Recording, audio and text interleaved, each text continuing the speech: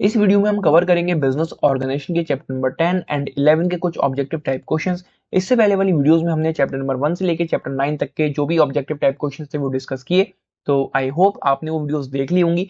अगर आपने इससे पहले वाली वीडियोस नहीं देखी या फिर कोई भी वीडियो आपकी मिस हो गई है तो एक प्लेलिस्ट बनी हुई है बिजनेस ऑर्गेनाइजेशन के नाम से, उस प्लेलिस्ट में जाकर आप उन वीडियोस को देख सकते हैं। और कोई भी वीडियो अगर आपको नहीं मिलती है कोई भी टॉपिक से रिलेटेड, किसी भी सब्जेक्ट से रिलेटेड, तो आप सिंपली किसी भी वीडियो के नीचे कमेंट कर दें। ठीक है, टॉपिक जो भी आपको चाहिए, जो भी वीडियो आपको चाहिए, जो भी सब्जेक्ट पर वीडियो आपको चाहिए, अगर वो वीडियो इस चैनल पर अवेलेबल होगी तो मैं आपको उसकी लिंक प्रोवाइड कर दूंगा। ठीक है, बात करते हैं वीडियो के सबसे पहले क्वेश्चन की। क्वेश्चन नंबर 1 है, इन cooperative society minimum member should be. ठीक है, यहाँ पर मेंबरशिप लिखा है पर वो गलत है, यहाँ पर पूछा गया है मिनिमम मेंबर्स शुड बी। ठीक है, कोऑपरेटिव सोसाइटी में कम से कम मेंबर्स कितने होने चाहिए? 2, 7, 10 या फिर 20। Here option C is correct, 10। ठीक है, तो ऑप्शन सी यहाँ पर करेक्ट हो जाएगा। कम से कम 10 मेंबर्स कोऑपरेटिव सोसाइटी, जो कि एक फॉर्म है बिजनेस ऑर्गेनाइजेशन की, उसमें होने चाहिए। ठीक है, आगे बढ़ते हैं। The following action is applicable to cooperative societies. कौन सा एक्ट एप्लीकेबल होता है कोऑपरेटिव सोसाइटीज के लिए? Partnership act, companies act, cooperative society act या फिर सेल ऑफ गुड्स एक्ट। तो ऑप्शन सी यहाँ पर हमारा करेक्ट हो जाएगा। Again cooperative society act, simple सा आंसर था। ठीक है, कोऑपरेटिव सोसाइटी किसके अंतर्गत आएगी, किस एक्ट के अंतर्गत आएगी? वो हमारा cooperative society act, right. Next question है, whom get the encouragement from cooperative societies। किन लोगों को encouragement मिलता है cooperative societies से? To middleman, to weaker section, to capitalist या फिर टू एडमिनिस्ट्रेटिव ऑफिसर्स। एनकरेजमेंट यानी कि आगे बढ़ने का प्रोत्साहन। ठीक है, या फिर कह सकते हैं आसान शब्दों में हेल्प। ठीक है, तो किसको हेल्प मिलती है कोऑपरेटिव सोसाइटी से? वो है हमारे option B, to weaker section. जो भी वीकर सेक्शन है उसको हेल्प करते हैं कोऑपरेटिव सोसाइटी, राइट। आगे बढ़ते हैं। Registration of cooperative society is, जो रजिस्ट्रेशन होता है कोऑपरेटिव सोसाइटी का वो होता है कैसा? वॉलंटरी, कंपलसरी, हार्मफुल या फिर desirable. Here option B is correct, compulsory. ठीक है, तो जो कोऑपरेटिव सोसाइटी का रजिस्ट्रेशन होता है वो कंपलसरी होता है कराना। आगे बढ़ते हैं अगले क्वेश्चन की तरफ। The maximum number of members in a cooperative society is. Maximum numbers कितने होते हैं? हमने मिनिमम तो अभी जान लिया कि 10 होते हैं। अब मैक्सिमम कितने लोग हो सकते हैं कोऑपरेटिव सोसाइटी के अंदर? 10, 20, 50 या फिर unlimited. Hair option D is correct, unlimited. ठीक है, तो मैक्सिमम की अगर हम बात करें तो वहां कितने भी हो सकते हैं, और मिनिमम कम से कम वहां पर 10 मेंबर हो सकते हैं कोऑपरेटिव सोसाइटी के अंदर, राइट। आगे है, the liability of members in a cooperative society is. जो लाइबिलिटी होगी मेंबर्स की कोऑपरेटिव सोसाइटी में वो कितनी होती है? Limited of, unlimited, limited, unlimited या फिर नन ऑफ देम।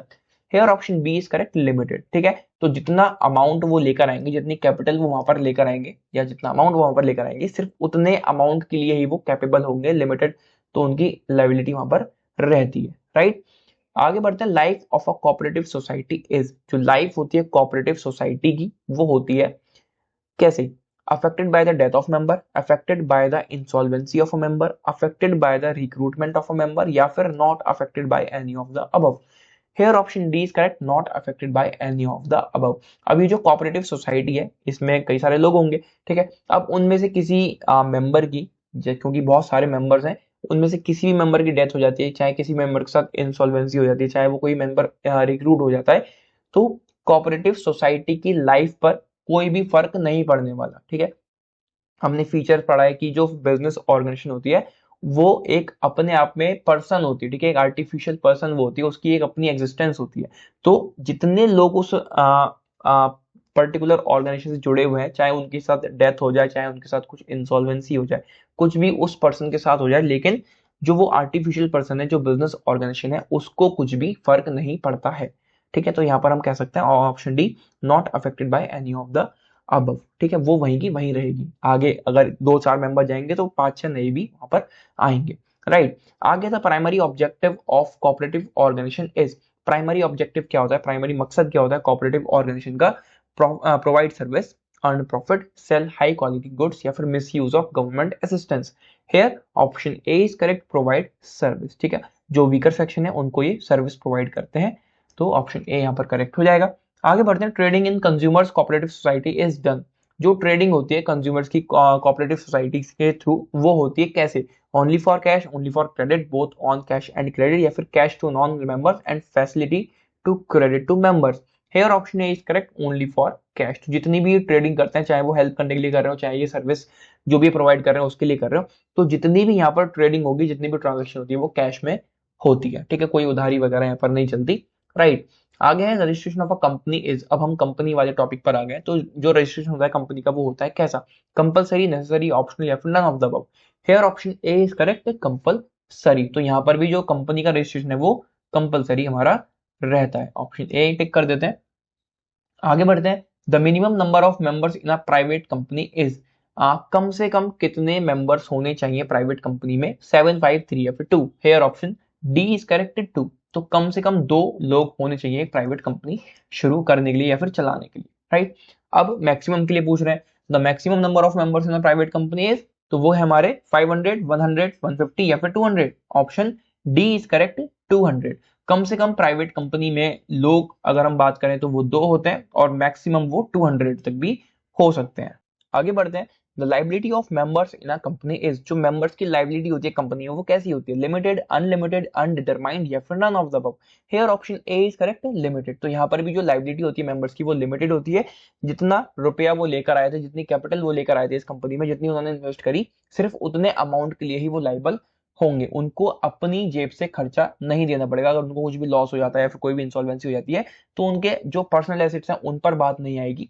बस जितना अमाउंट वो लेकर आए थे उतने अमाउंट के लिए वो लाइबल रहेंगे कंपनी के अंदर, ठीक है। आगे company is a person, company जो है वो एक पर्सन है, कैसी, रियल, आर्टिफिशियल, लीगल या फिर none of the above. Here option B is correct, artificial, ठीक है। तो कंपनी एक आर्टिफिशियल पर्सन है जिसकी अपनी एक एग्जिस्टेंस है, जो मेंबर जितने भी उस कंपनी के अंदर है उनको कुछ भी हो जाता है तो वो जो कंपनी है, जो आर्टिफिशियल पर्सन है, उसको कुछ भी नहीं होने वाला, ठीक है। 2 लोग जाएंगे, दूसरे 2 लोग आएंगे और वो वैसे ही सब चीजें चलती रहेंगी, ठीक है। आगे है, अ private company imposes on the transfer of its shares, जो प्राइवेट कंपनी है वो कुछ इंपोज करती है अगर वो अपने शेयर्स को ट्रांसफर कर रही है तो वो क्या इंपोज करती है, some restrictions, no restrictions, full restrictions या फिर none of them. Here option A is correct, some restriction, ठीक है। तो जो प्राइवेट कंपनी है अगर वो अपने शेयर्स को ट्रांसफर करेगी तो कुछ रेस्ट्रिक्शंस वो वहां पर इंपोज करती है, राइट। तो और उन रेस्ट्रिक्शंस को देखते हुए वो सारी चीजें कर सकते हैं, ठीक है। ऑप्शन ए यहाँ पर करेक्ट हो जाएगा। आगे है the most important quality of a joint stock company is, basically हमसे फीचर पूछ रहे हैं जो कि मोस्ट इंपॉर्टेंट है इस जॉइंट स्टॉक कंपनी का, limited liability, transferability of share, wide scope या फिर establishment by law. Hair option A is correct, limited liability, जो कि काफी अच्छा एक फीचर है, अच्छी क्वालिटी है जॉइंट स्टॉक कंपनी की। यहाँ पर जो लाइबिलिटी होती है हर एक मेंबर की वो लिमिटेड होती है, जितना कैपिटल वो लेकर आए, जितना अमाउंट वो लेकर आए सिर्फ उतने के लिए वो लाइबल होंगे। बाकी कोई भी उनको अपना पर्सनल एसेट देकर जो भी नुकसान हुआ है कंपनी का वो नहीं चुकाना पड़ेगा, ठीक है। आगे है the maximum number of members in a public company is, अब पब्लिक कंपनी में मैक्सिमम नंबर ऑफ मेंबर्स कितने होते हैं वो हमसे पूछा जा रहा है, 20, 30, 50 या फिर unlimited. Hair option D is correct, unlimited, right. तो जो भी मैक्सिमम नंबर ऑफ मेंबर्स होते हैं पब्लिक कंपनी में वो अनलिमिटेड होते हैं, राइट। इसको हम टिक कर देते हैं, ऑप्शन डी अनलिमिटेड, ठीक है। आगे बढ़ते हैं, एक लास्ट क्वेश्चन इस वीडियो का, which of the following is characteristic of a private company, इनमें से कौन सी एक कैरेक्टरिस्टिक है या फिर कह सकते हैं फीचर है प्राइवेट कंपनी का, restriction on the transfer of shares, limited liability, restriction on the number of members या फिर all of the above। here option D is correct, all of the above। ये सारे ही फीचर्स हैं private company के। Private company में restrictions भी होते हैं अगर शेयर्स को ट्रांसफर करना है तो, लिमिटेड लाइबिलिटी भी होती है, restriction on the number of members, ठीक है, नंबर ऑफ मेंबर्स में भी रेस्ट्रिक्शन रहेगा, ठीक है, एक लिमिट सेट होगी। तो हम कह सकते हैं option D is the correct answer of this question, all of the above. ये सारे फीचर्स होते हैं हमारे प्राइवेट कंपनी के, ठीक है। तो और हाँ, वो जो हमने देखा भी restriction on the number of member, तो यहाँ पर कम से कम आप कितने रखोगे, कम से कम 2 और ज्यादा से ज्यादा 200, ठीक है। अनलिमिटेड आप नहीं जा सकते, लेकिन पब्लिक कंपनी की बात करें तो वहां पर आप अनलिमिटेड मेंबर्स भी रख सकते हो, ठीक है। बहुत इंपॉर्टेंट क्वेश्चन है, ये आते हैं हमेशा, ठीक है। और कंफ्यूज भी लोग होते हैं क्योंकि प्राइवेट कंपनी पब्लिक कंपनी वो उतना समझ नहीं पाते, वो कंपनी कंपनी ध्यान रखते हैं। तो प्राइवेट कंपनी में कम से कम 2 लोग हो सकते हैं, प्राइवेट कंपनी में ज्यादा से ज्यादा 200 लोग हो सकते हैं, और पब्लिक कंपनी में ज्यादा से ज्यादा अनलिमिटेड लोग हो सकते हैं, ठीक है। तो किसी भी तरीके से आपको कंफ्यूज नहीं होना है, राइट। तो ये थे कुछ और आगे के एमसीक्यूज हमारे बिजनेस ऑर्गेनाइजेशन के चैप्टर नंबर 1 से लेके चैप्टर नंबर 11 तक के जितने भी एमसीक्यूज थे वो हमने कवर कर लिए हैं। आगे जो भी एमसीक्यूज बचे होंगे वो हम अगली वीडियो में कवर करेंगे। आगे की वीडियोस के लिए चैनल को सब्सक्राइब कर लो और अपने दोस्तों के साथ वीडियो को शेयर करना मत भूलना। मिलते हैं अगली वीडियो में, till then take care and bye bye and all the very best for your exams.